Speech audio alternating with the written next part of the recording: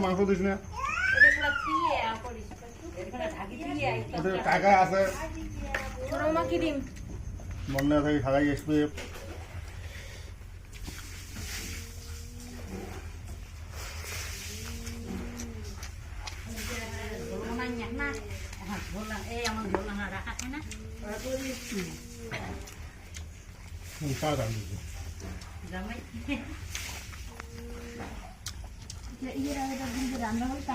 এমন ঝোল করা হচ্ছে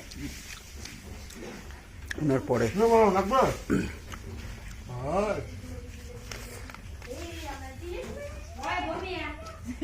মাংস খাওয়ার আগ্রহ হলে